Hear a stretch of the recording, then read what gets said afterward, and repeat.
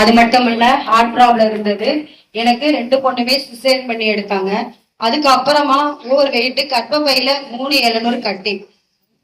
எனக்கு டாக்டரை கன்சல்ட் பண்ணும்போது யூரின்ல பிளட் சொல்ல முடியுமா ஆகும்போது டாக்டரை கன்சல்ட் பண்ணும்போது டாக்டர் சொன்னாங்க, உங்களுக்கு இது ஒரு வகையான பிளட் கேன்சரு, உங்களுக்கு ஹார்ட் ப்ராப்ளம் இருக்கிறதுனால ஹெவி டோஸ் கொடுத்து ரொம்ப நேரம் மயக்க நிலையில இருக்க முடியாது, இருந்தா நீங்க இறந்துருவீங்க, அதனால எங்களால ஒண்ணும் பண்ண முடியாதுன்னு சொன்னாங்க. டாக்டரால கைவிடப்பட்ட சூழ்நிலையில நம்ம மனநிலை பாதிக்கப்பட்டு ரொம்ப மன உளைச்சலோட தான் நாங்க வீட்டுக்கு போனோம்.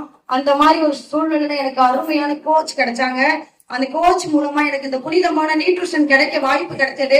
இந்த புனிதமான நியூட்ரிஷனை சாப்பிட்டதுக்கு அப்புறம் எனக்கு 1ல இருந்து 15 நாள் எனக்கு ஃபுட் மேனேஜ்மெண்ட் கரெக்ட் பண்ணும்போது எனக்கு பீரியட் ஆக ஆரம்பிச்சது. பீரியட் ஆகும் போது எனக்கு அந்த பிளட்டும் சலமும் ரிமா ஆச்சு, வாமிட்ல எனக்கு பிளட் ரிமா ஆச்சு. ஒரு 3 மாசம் எனக்கு அந்த மாதிரி போயிட்டே இருந்தது. அதுக்கப்புறம் டாக்டர் அது ஃபீடிங் நின்றதுக்கு அப்புறம் டாக்டரை கன்சல்ட் பண்ணும்போது டாக்டர் சொன்னாங்க, உங்களுக்கு கேன்சருக்கான அறிகுறி எதுவுமே இல்லை, நார்மல் பேஷண்ட் இருக்கிறதுனால இருக்கீங்கன்னு சொன்னாங்க. அது மாத்திரம் இல்லை, 29 வெயிட் லாஸ் பண்ணி ஃபேமிலியோட ஆரோக்கியம் எனர்ஜியா இருக்கும். என்னுடைய கோச்சுக்கும் இந்த சிஸ்டத்துக்கும் மனசார என்னுடைய உயிர் உள்ளவரை நான் நன்றி கடன் பட்டிருக்கேன். தேங்க்யூ.